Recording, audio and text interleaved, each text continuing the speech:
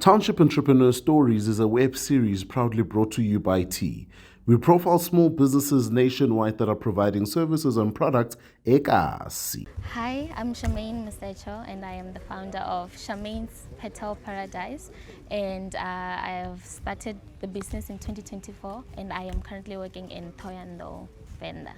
I started my business because of my passion for nature, and so this led me to start a flower business.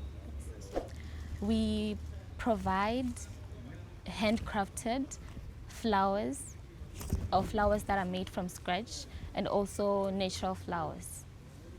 Our products are available nationwide through Korea. Our business is unique because we handcraft these bouquets from scratch. It could be roses from scratch, whereby we package them to be bouquets, or roses from scratch, whereby we package them for centerpieces for decorations. And so that's what makes us special. The hours put in the work for making these bouquets. You can contact us at 060-765-1942, and also on Instagram, Charmaine_petal_paradise.